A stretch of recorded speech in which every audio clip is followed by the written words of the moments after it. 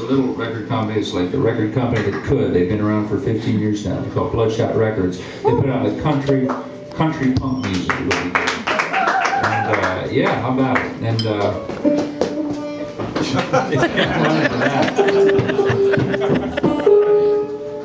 what would you have done if I said Drag City? Run the other way? Run very, very slowly. Okay. They're both fine. But I have a special spot in my heart for Bloodshot because I put out some music with them, including my first 2 solo records. And this one here, back when they had their 5th anniversary,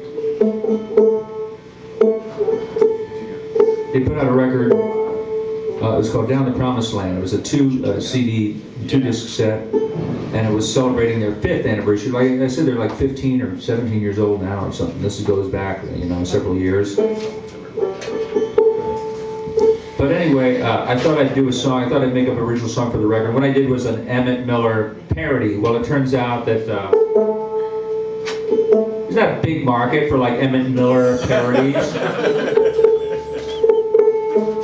And so I think this song was a little bit, reading the reviews of that record, you know, a lot of them like talked about the fine work of, you know, the old 97s and Alejandro Escobedo and some of the other people on the record. But if they mentioned mine at all, which a lot of them didn't, but if they mentioned it at all, it was in a very negative way. I think the Wall Street Journal called it very atypical embarrassment for Robbie Fulks. His criticisms still sting. I still remember them verbatim all these years later. The time out in Chicago said it was groan inducing.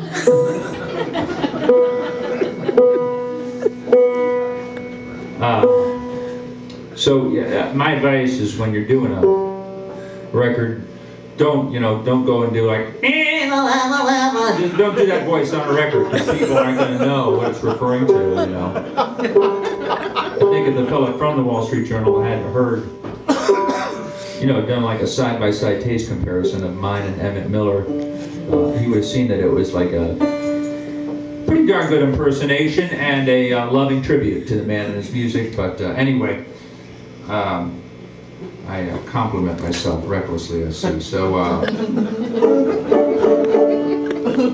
this little tune, oh, what else? This tune has some in references in it that are, well, they're not only in, they're out of date.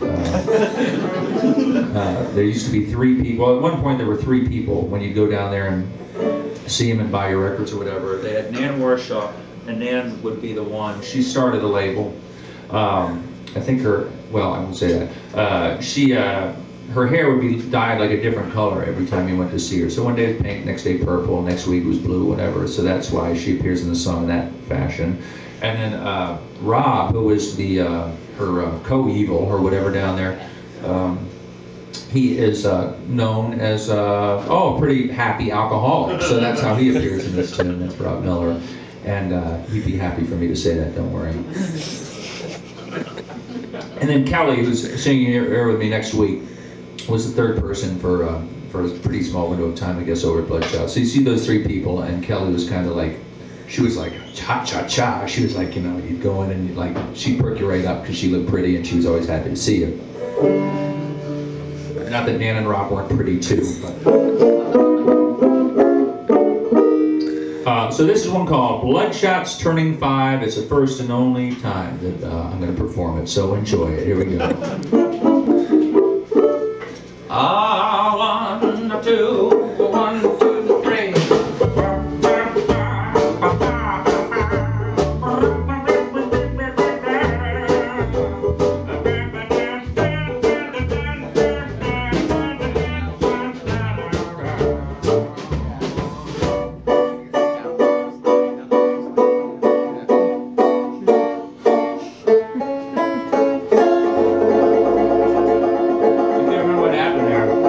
There's a little place in Chicago way where country punk came alive.